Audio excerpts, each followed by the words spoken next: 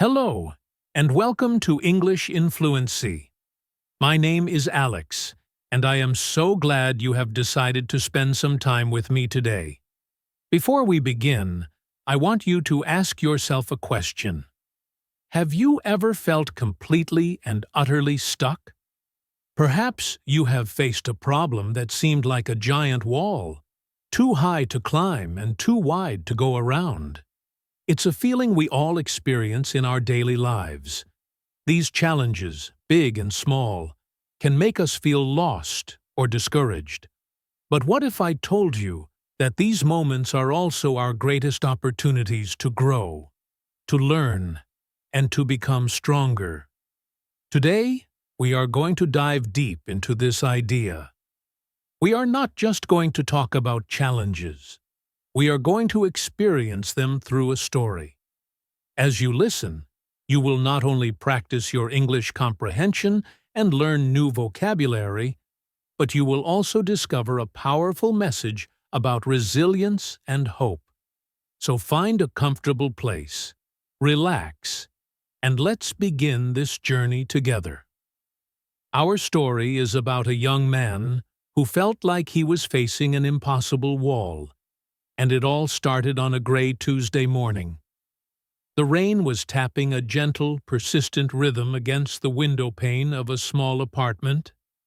Inside, a young man named Liam was staring at his computer screen, but he wasn't really seeing it.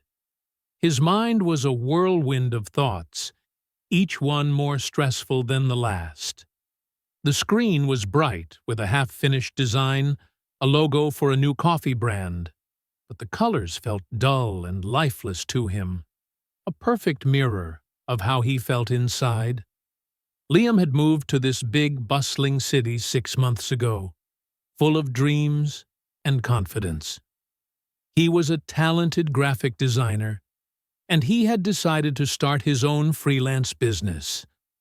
The word freelance means that you work for yourself, for different companies at different times, rather than being a permanent employee of one company. It sounded exciting, a life of freedom and creativity. But the reality was much, much harder. He was feeling overwhelmed. This is a fantastic word to describe a feeling of being completely covered or buried by something, like a wave in the ocean. In Liam's case, he was overwhelmed by worry, by the pressure to succeed, and by the loneliness of being in a new place with no friends or family nearby. He took a slow, deep breath, the kind of breath that is supposed to calm you down, but sometimes just reminds you how much you need calming. He looked around his small living space. It was a single room that served as his bedroom, his office, and his kitchen. Boxes were still stacked in one corner, a silent testament to his feeling of being unsettled.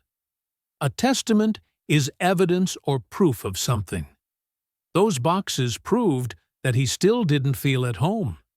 He had been so busy trying to find work that he hadn't taken the time to truly unpack and make the space his own. On his desk, next to the powerful computer that was his main tool, was a pile of envelopes. Most of them were bills: rent, electricity, internet. Each one was a small, paper-thin reminder of the money he didn't have. He was experiencing a financial setback. A setback is a problem that makes progress more difficult, or that reverses your progress. He had some savings when he arrived, but they were disappearing fast, like sand slipping through his fingers. He needed to get this coffee logo project right. It was his only real opportunity at the moment. The client, a man named Mr. Harrison, was a very serious and demanding person. Demanding is an adjective we use to describe someone who requires a lot of skill, effort, or attention. A demanding boss or a demanding job can be very stressful. Mr. Harrison had been very clear.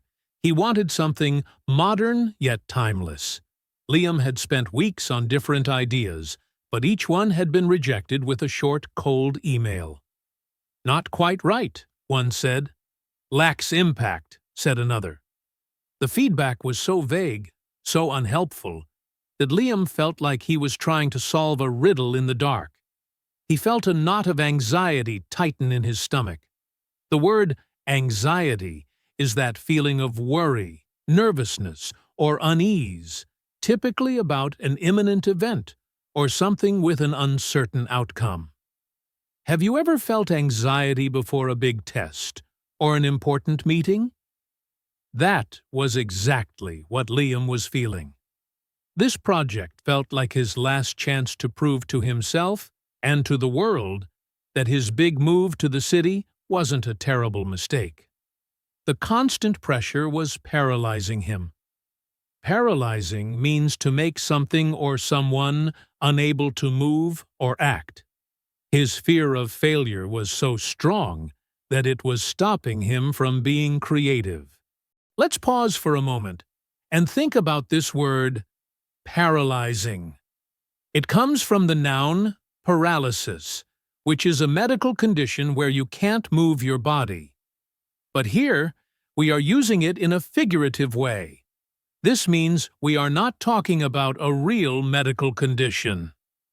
We are using the word to create a strong picture in our minds. His fear was so intense, it was like he was physically unable to work. This is very common in English, using words in a figurative sense to make our language more expressive. Can you think of a time when you felt a paralyzing fear? Maybe it was before speaking in public or trying something new.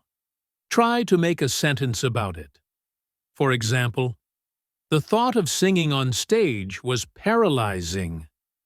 This is a great way to practice and remember new vocabulary. You connect it to your own life and experiences. Back in his apartment, Liam pushed his chair back from the desk with a frustrated sigh. A sigh is a long, deep breath of air that you let out, often to show that you are sad, tired, or relieved. Liam's sigh was full of frustration. He decided he needed a change of scenery. A change of scenery is an idiom that means a move to a different place in order to have a new and more interesting experience. He couldn't think clearly in that small room, surrounded by his problems. He grabbed his jacket and his keys and headed out into the damp, gray morning. The city was alive with the sound of traffic and the chatter of people rushing to work. For Liam, the energy of the city, which had once seemed so exciting, now felt isolating. It seemed like everyone else had a purpose, a place to go, while he was just drifting. To drift is to be carried slowly by a current of air or water. Liam felt he was drifting through life with no direction or control. He found himself walking towards a small, cozy-looking cafe he had noticed a few times but had never entered. It was called The Daily Grind. This name is a little joke, a play on words. To grind coffee beans means to crush them into a powder. But the daily grind is also a very common idiom that means your everyday work routine, especially when it is boring or tiring. Liam certainly felt like his life was a daily grind at the moment. The warm smell of coffee and freshly baked pastries pulled him inside. The cafe was a welcoming space, with wooden tables, soft lighting, and shelves filled with books. Behind the counter was a woman with kind eyes and gray hair tied up in a messy bun. She smiled at him, a genuine warm smile that made him feel a little less invisible. "A rough morning?" she asked, her voice gentle. Liam was a bit surprised that she spoke to him. In the big city, people often kept to themselves. He just nodded and said, "You could say that. Can I just get a black coffee, please?" The woman, whose name tag read Clara, prepared his coffee with practiced ease. A strong coffee for a strong challenge, then, she said, placing the steaming mug on the counter. My name is Clara. I see you walk by sometimes.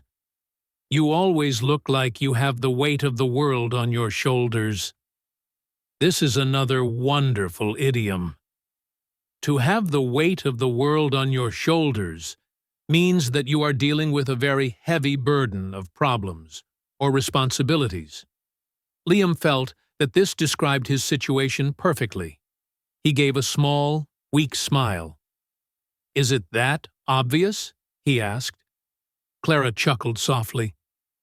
Only to people who know what to look for, she said. Sometimes the biggest battles are the ones we fight inside our own minds. Liam found himself wanting to talk to this kind stranger. There was something about her calm and wise presence that made him feel safe. So, he told her a little about his situation, about moving to the city, the freelance business that wasn't taken off, and the difficult client, Mr. Harrison. To take off is a phrasal verb. It has a few meanings. A plane can take off from a runway. But here, it means to become successful or popular. Liam's business was not becoming successful. Clara listened patiently, wiping the counter with a cloth as he spoke.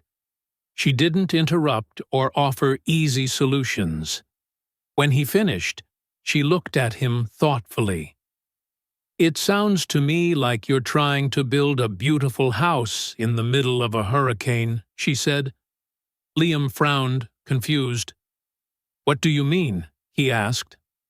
Clara leaned forward slightly. You're trying to be creative and build something new, your business. That's the beautiful house.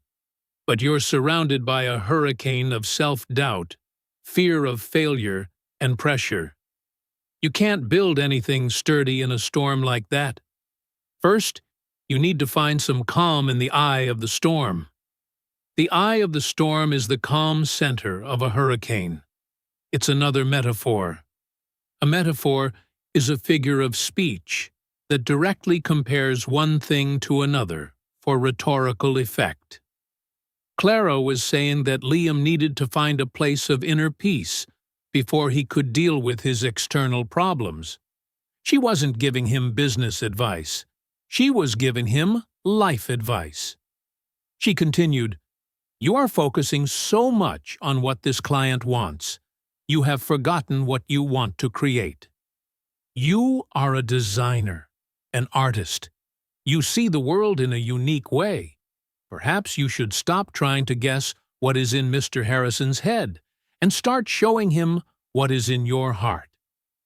This idea was both simple and terrifying for Liam. He had been so focused on pleasing his client, so afraid of rejection, that his own creative instincts had been silenced. His work had become generic, boring, because he was designing from a place of fear, not a place of passion. Passion is a very strong feeling of enthusiasm or excitement for something. It was his passion for design that had made him start this journey in the first place, but he had lost it somewhere along the way. He thanked Clara for the coffee and for her words.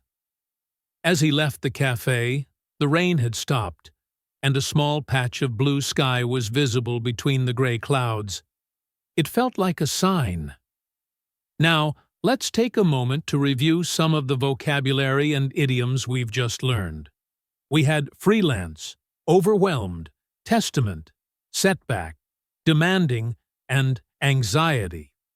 We also looked at some beautiful expressions like a change of scenery, the daily grind, the weight of the world on your shoulders, and the eye of the storm.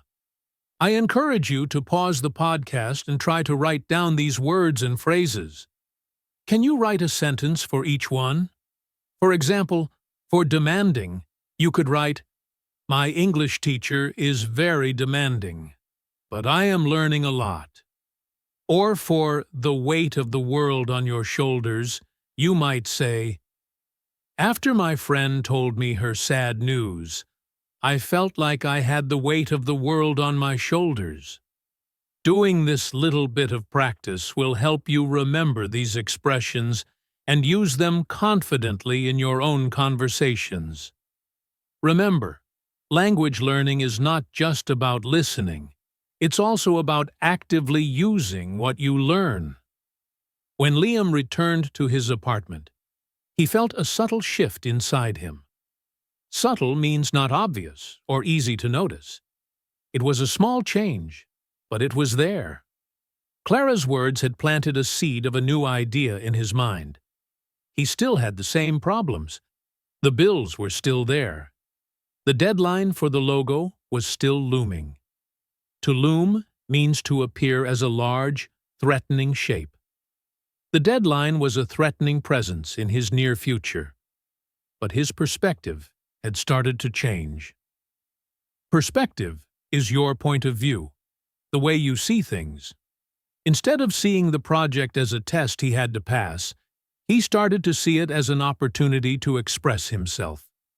He decided to put Mr. Harrison's vague feedback aside and start again from scratch. To start from scratch is an idiom that means to start from the very beginning. He closed the old design files on his computer. He took out a fresh piece of paper and a pencil, going back to the basics. He started sketching, not thinking about what was modern or timeless, but thinking about the coffee itself. What was the feeling of a perfect cup of coffee on a cold morning? It was warmth, comfort, energy. It was a small moment of pleasure in a busy day. He thought about the journey of the coffee bean, from a plant on a distant mountain to a cup in someone's hand. He drew shapes that were organic and flowing, like steam rising from a mug. He chose colors that were warm and earthy, like rich soil and roasted beans. For the first time in weeks, he felt a spark of excitement. This is what it was all about. This was the passion he had been missing. He was no longer paralyzed by fear. He was motivated by his own creativity. To be motivated means to have a reason or enthusiasm for doing something. His motivation had changed from fear of failure to a desire to create something he was proud of. He worked for hours, completely absorbed in what he was doing. When you are absorbed in something, you are fully focused on it, and you don't notice anything else around you. The city noises faded away. His worries about the bills receded to the back of his mind. To recede means to move further away or to become less clear. His problems hadn't disappeared, but they felt smaller and more manageable. He was in his element. This is another great idiom, to be in one's element. It means to be in a situation where you are happy and comfortable, because you are doing something you are very good at. Liam was a designer, and right now he was truly designing, not just following instructions. Late that afternoon, his phone buzzed. It was a message from his friend, Ben. Ben was his only real friend in the city, someone he had known from college. The message read, "Hey man, you've been quiet. Everything okay? Up for a burger tonight?" Liam hesitated. To hesitate means to pause before doing or saying something, often because you are uncertain. A part of him wanted to say no, to stay, and keep working. He was finally making progress, but another part of him knew that he needed a break and a friendly face. He had been isolating himself too much. To isolate yourself means to keep yourself separate from other people. It's something many people do when they feel stressed or sad, but it often makes things worse. He replied, "Yeah, a burger sounds great. Where and when?" They met at a noisy, cheerful diner downtown. Ben was the opposite of Liam in many ways. He was practical and grounded. He had a steady, secure job in an accounting firm, a job Liam privately thought was incredibly boring. Ben was a pragmatist. A pragmatist is a person who deals with things in a sensible and realistic way, based on practical considerations rather than theoretical ones. Ben greeted him with a friendly slap on the back. "There he is, the mysterious artist. I was starting to think you'd forgotten how to use your phone," Ben joked. Liam smiled. "Sorry, I've just been swamped with this new project." To be swamped is an informal idiom that means to have a very large amount of something to deal with, usually work. It creates a picture of being in a swamp, a wet, muddy area, where it's difficult to move. They ordered their food, and Liam began to tell Ben about his struggles with the project and his conversation with Clara at the coffee shop. Ben listened, nodding. "So this lady at the coffee shop tells you to follow your heart, and now you've thrown away weeks of work to start over?" "Liam, are you sure that's wise?" Ben asked, his tone laced with concern. To be laced with something means to have a small amount of that quality added to it. Ben's voice was full of concern for his friend. "The deadline is in 2 days, right? This Mr. Harrison sounds like a tough customer. What if he hates your new idea? You could lose the whole project." Everything Ben said was logical and sensible. It was the voice of reason, the same voice that was already whispering doubts in the back of Liam's own mind. What if he was making a huge mistake? Liam looked down at his plate. "I know it's a risk," he admitted. "But the stuff I was making before, it was terrible, Ben. It had no soul. I was just trying to please him, and it wasn't working anyway. At least this new design is something I believe in." It's honest Ben took a big bite of his burger and chewed thoughtfully. "I get it, I do," he said after swallowing. "But honest doesn't pay the rent, man. I worry about you. You're pouring everything into this freelance dream, and it's a tough road. Have you thought about maybe looking for a stable job? Just for a while. You could do your freelance stuff on the side. It would take the pressure off. Ben's suggestion came from a good place. He was worried about his friend's well-being. But for Liam, it felt like a suggestion to give up.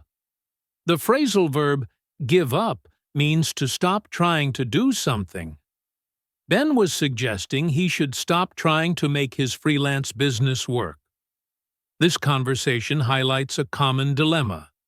A dilemma is a situation where you have to make a difficult choice between two or more options. On one hand, there is passion and risk, which is Liam's path. On the other hand, there is security and stability, which is Ben's path. Neither path is wrong. They are just different. The grammar here is interesting. We are using "on one hand" and "on the other hand" to present two contrasting points of view. This is a very useful structure for debates, discussions, and writing essays. For example, on one hand, living in a big city is exciting. On the other hand, it can be very expensive. Can you think of a dilemma you have faced? Try to describe it using this structure. On one hand, I wanted to travel the world. On the other hand, I needed to finish my studies. Liam felt a fresh wave of doubt wash over him. Was Ben right? Was he being a foolish dreamer? Was he sacrificing his financial security for a vague idea of artistic integrity? Integrity is the quality of being honest and having strong moral principles. Artistic integrity means being true to your own artistic vision. He felt his earlier confidence begin to crumble. To crumble means to break apart into small pieces. His confidence was breaking apart. He finished his meal quietly, his mind once again a battlefield of conflicting thoughts. He was grateful for Ben's friendship and concern, but their conversation had unsettled him deeply. He walked home under the bright city lights, feeling more alone than ever. The brief moment of clarity he had felt that morning now seemed distant and naive. Back in his apartment, he looked at the new sketches on his desk. For a moment, he considered deleting them and going back to the safe, boring designs he had been working on before. It would be the pragmatic choice, the choice Ben would make. But then he remembered Clara's words. Show him what is in your heart. He thought about the feeling he had when he was sketching, that feeling of being completely alive and engaged. Could he really abandon that? Abandon means to leave behind or give up completely. He decided he couldn't. It was a risk, a big one, but it was a risk he had to take for himself. He had to see this through. The phrasal verb, see something through, means to continue doing something until it is finished, especially something difficult. Liam resolved to see his new design through to the end. Let's focus on some phrasal verbs we've encountered. We had take off, give up, and see through. Phrasal verbs are very common in spoken English, and they can be tricky because their meaning is often not obvious from the individual words. For instance, give and up separately have simple meanings, but together, give up means to quit. The best way to learn them is through context, just like we are doing in this story. Let's practice. I will give you a situation, and you can try to complete the sentence with the correct phrasal verb. Situation 1. The new restaurant was very popular. In just a few weeks, its business really started. The answer is took off. Situation 2. The marathon was incredibly difficult, but the runner refused to s'atteindre fils. The answer is give up. Situation 3. Starting a new project is easy, but it takes a lot of determination to red niedrig. The answer is see it through. Practice like this helps your brain make connections and remember the meanings more effectively. The next day was a marathon of focused work for Liam. A marathon is a long-running race of about 42 kilometers or 26 miles. We often use the word metaphorically to describe any event or task that requires a lot of time and endurance. Liam worked with an intensity he hadn't felt in months. He translated his sketches into a polished digital design. He created a beautiful color palette of deep browns, creamy whites, and a single vibrant accent of amber, the color of perfect coffee. He chose a font that was elegant and modern, but also friendly and approachable. He wasn't just designing a logo, he was telling a story. Every element had a purpose and a meaning. As he worked, he felt a sense of ownership and pride that had been completely absent from his previous attempts. This was his work, a product of his vision. That evening, as he was putting the final touches on his presentation for Mr. Harrison, a disaster happened. His computer screen suddenly flickered, went black, and then displayed a cryptic error message. Cryptic means mysterious or difficult to understand. He tried restarting it, but it wouldn't turn on. A cold dread spread through his chest.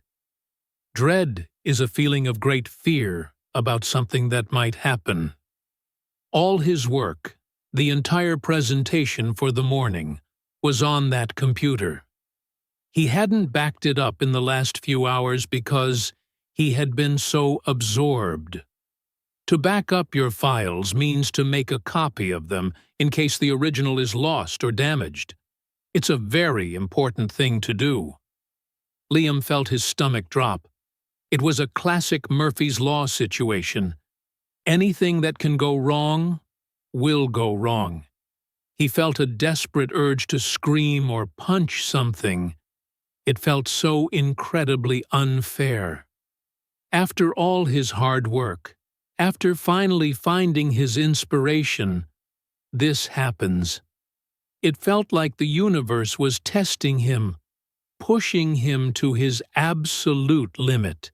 He spent the next hour frantically searching for solutions online using his phone. He tried every troubleshooting guide he could find, but nothing worked. The computer was dead. He slumped into his chair, utterly defeated. To slump means to sit or fall heavily and suddenly. He felt completely hopeless. All the positive energy from the day had vanished, replaced by a thick fog of despair. Despair is the complete loss or absence of hope. Ben's words came back to haunt him. What if he hates your new idea? You could lose the whole project. Now, he wouldn't even have a chance to show his new idea. He would have to email Mr. Harrison and tell him that his computer had crashed and he had nothing to show. He would look unprofessional and unreliable. This was it. This was the ultimate failure. As he sat there in the dark, staring at the blank screen, he thought about Clara. He remembered her calm smile and her metaphor about the hurricane. He was in the middle of the hurricane now, for sure. But where was the calm center? He closed his eyes and tried to breathe slowly. Panicking wouldn't solve anything. What were his options? He couldn't fix the computer. He couldn't magically recover the files. The digital presentation was gone, but the idea wasn't gone. The story he wanted to tell was still in his head. His original sketches were still on his desk. It wasn't what he had planned. It was far from perfect. But it was something. A new thought began to form in his mind. A crazy, desperate, last-ditch idea. Last-ditch is an adjective used to describe a final effort to achieve something, made when you are about to fail. He was going to have to improvise. To improvise means to create or perform something spontaneously, without preparation. The next morning, Liam walked into Mr. Harrison's impressive corporate office. The office was on a high floor, with panoramic windows overlooking the entire city.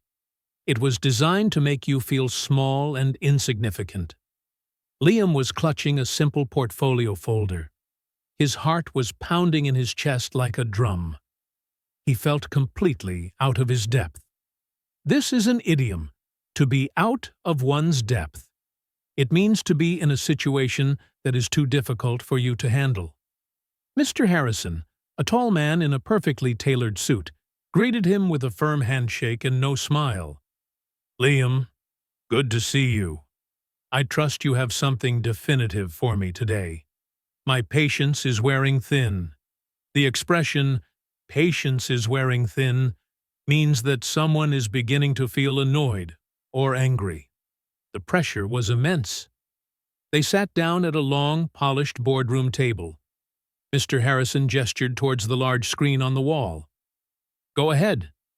Plug in your laptop. This was the moment of truth. Liam took a deep breath.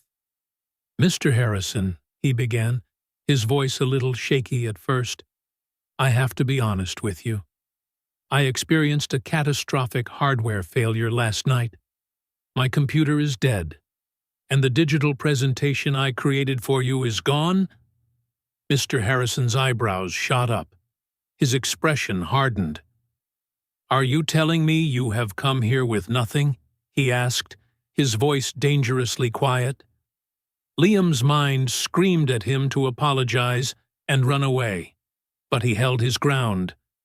To hold one's ground means to not retreat or give up in a difficult situation. No, sir, Liam said, his voice gaining a little more strength. I don't have the polished digital files I wanted to show you. But I have the idea. And I believe it's the right idea.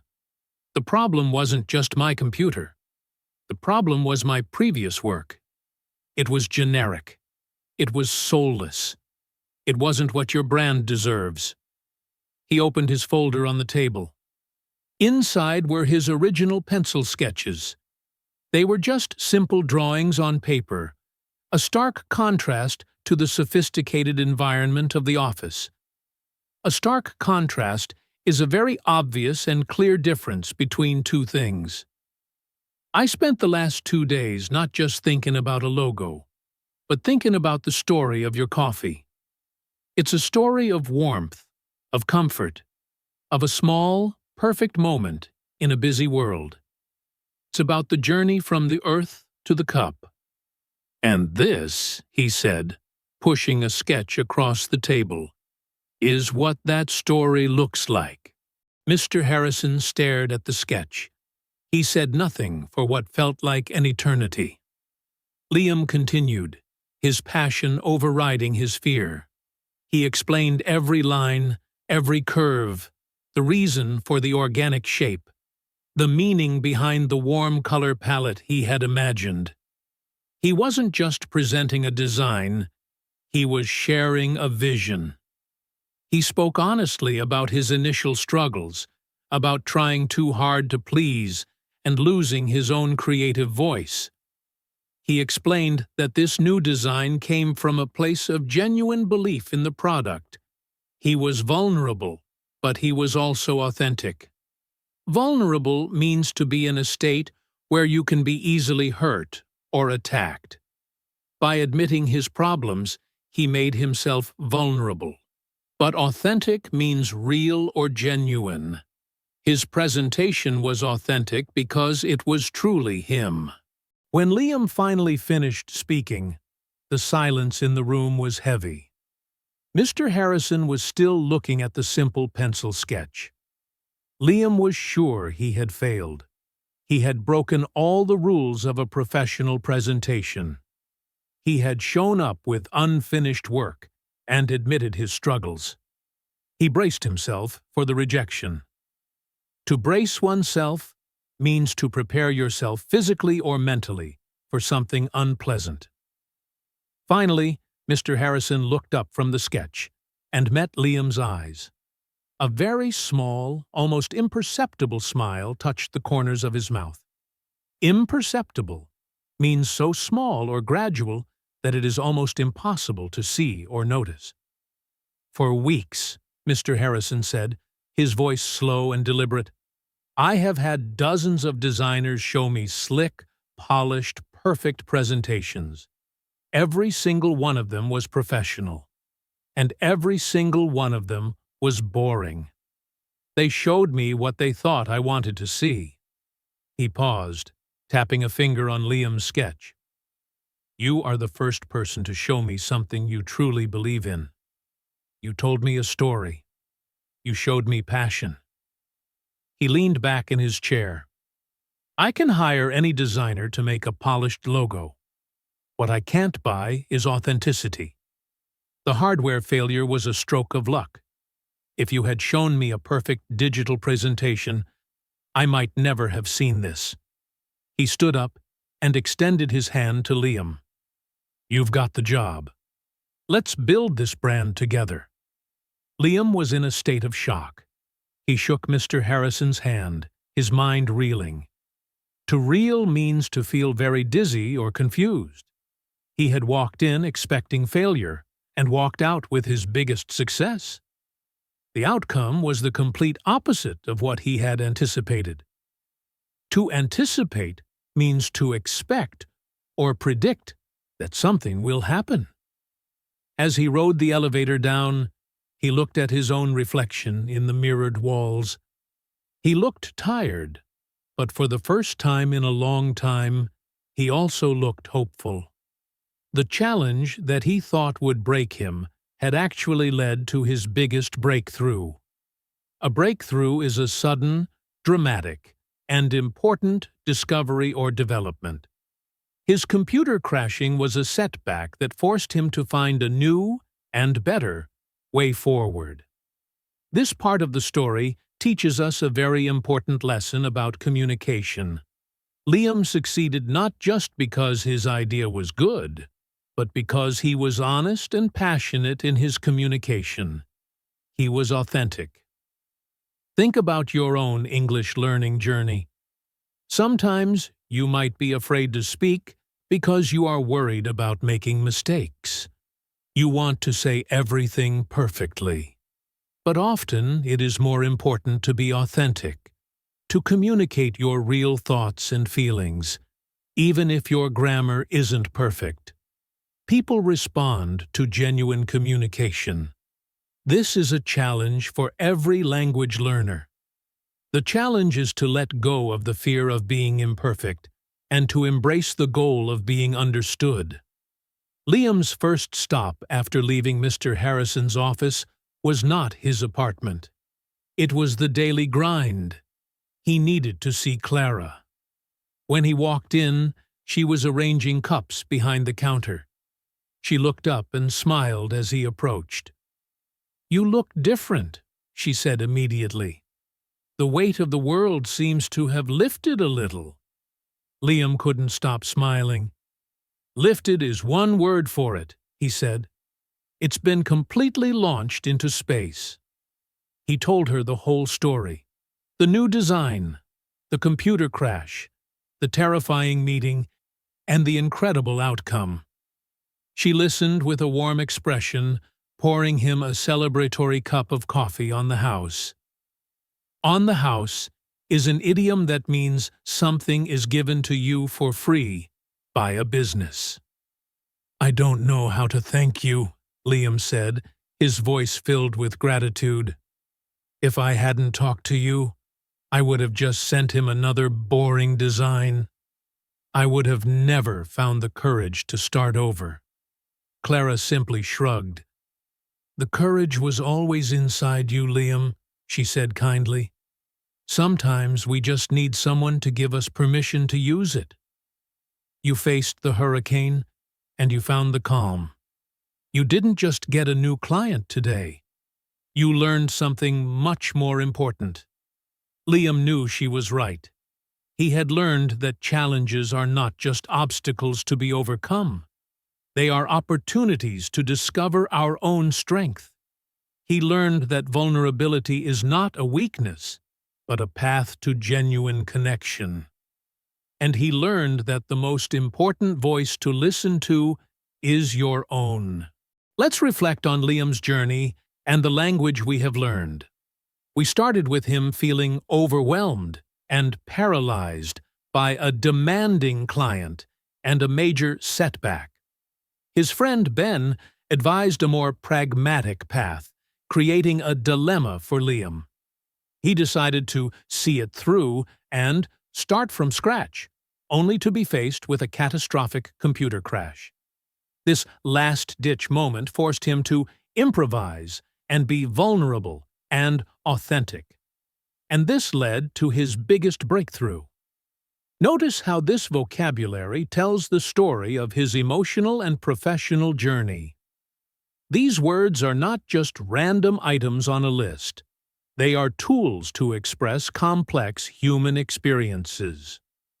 The next time you face a challenge, you can use these words to describe how you feel and what you are doing. You could say, "This project is very demanding, and I've had a few setbacks, but I am determined to see it through." Over the next few weeks, Liam's life began to change in profound ways. Profound means very great or intense. The changes were not just on the surface. They were deep and meaningful. Working with Mr. Harrison was challenging, but in a good way. The man was still demanding, but now he was demanding of Liam's creativity and vision, not just his technical skill. They worked together to build the coffee brand, and Liam felt a sense of partnership and respect. The financial pressure began to ease. He was able to pay his bills and even save a little money. He finally unpacked the remaining boxes in his apartment, bought a new plant, and hung some of his own artwork on the walls. The small room started to feel less like a temporary space and more like a home. He also made a conscious effort not to isolate himself. Conscious means you are aware of what you are doing, and you are doing it intentionally. He made his visits to Clara at the Daily Grind a regular part of his routine. Her cafe became his sanctuary, a place where he could escape the pressures of work and have a conversation with a wise friend. He also spent more time with Ben. He understood now that Ben's practical advice came from a place of love and concern. They were different people with different approaches to life, and that was okay. He learned to appreciate Ben's stable, grounded perspective, even if he didn't always agree with it. He realized that true friendship isn't about being the same. It's about supporting each other's different journeys. One afternoon, a few months later, Liam was sitting in the Daily Grind, sketching in his notepad. The cafe was busy, filled with the low hum of conversation and the clinking of coffee cups. He wasn't working on a project for a client. He was just drawing for fun, for the pure joy of creating something. Clara came over to his table with a muffin. "On the house," she said with a smile. "You look peaceful." Liam looked up from his drawing and smiled back. "I feel peaceful," he said. And it was true. The anxiety that had once been his constant companion was now just a distant memory. It wasn't that his life was perfect. There were still challenges. There were difficult days and moments of doubt. But his relationship with those challenges had changed. He no longer saw them as walls. He saw them as doors. This story, the story of Liam, is more than just a listening practice. It's a reminder that everyone faces difficulties. The journey to fluency in a language is itself a series of challenges. There will be times when you feel overwhelmed by grammar rules, frustrated by new vocabulary, or afraid to speak. You might have setbacks, and you might feel like giving up. But just like Liam, you have the courage inside you to continue. You have the ability to find your own voice, to be authentic, and to turn your challenges into breakthroughs. Every word you learn, every sentence you speak, is a step forward. Every mistake you make is an opportunity to learn. Find your own version of Clara, maybe a teacher, a friend, or even a podcast like this one that encourages you.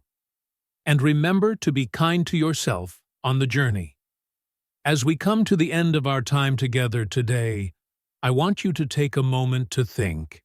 What is the biggest challenge you are facing right now in your English learning journey? Is it pronunciation? Is it understanding fast speakers? Is it a lack of confidence? Whatever it is, I want you to think of it not as a wall, but as a door. What is one small, practical step you can take today to open that door? Maybe it's practicing one difficult sound for 5 minutes. Maybe it's listening to this podcast again and writing down all the idioms. Maybe it's sending a short voice message in English to a friend.